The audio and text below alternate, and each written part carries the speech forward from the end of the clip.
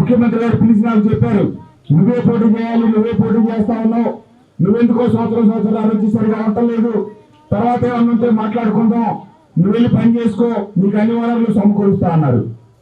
కొంతమందిని బదిలీల మీద పంపించారు, కొంతమందిని ప్రమోషన్లు ఇచ్చి పార్లమెంట్ సభ్యులుగా పోటీ చేయించారు, కొంతమందికి టికెట్ లేవా. నాకు టికెట్ ఇస్తా అన్నా పోటీ చేయను అని చెప్పిన ఏకైక శాసనసభ్యుని 151 మందిలో నేను ఒక్కడిని.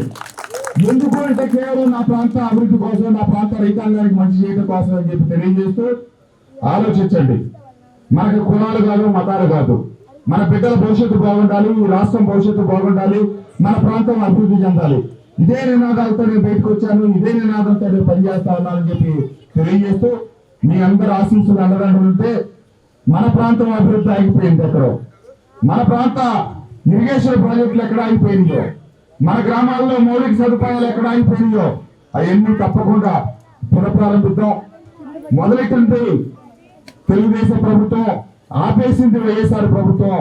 మళ్ళీ కొద్దిపాటి 10% పనులతో ఆగిపోయి 4100 కోట్లు ఖర్చు పెట్టిన పథకం పూర్తి కావాలంటే మళ్ళా ఎన్డీఏ కూటమి రాక తప్పని పరిస్థితి.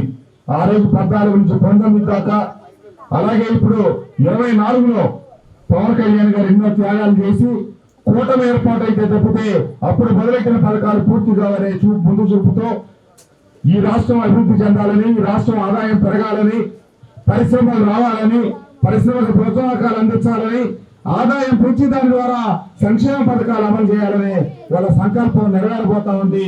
ఈ రాష్ట్రంలో ఎన్డీఏ కూటమి గెలవబోతా ఉంది. మీ ఆశీస్సులు అండదండలుంటే తప్పకుండా ఈ ప్రాంతం మన మైలవరంలో కూడా తెలుగుదేశం జెండా ఎగిరేసి అభివృద్ధిలో భాగస్వాములు అని చెప్పి తెలియజేస్తూ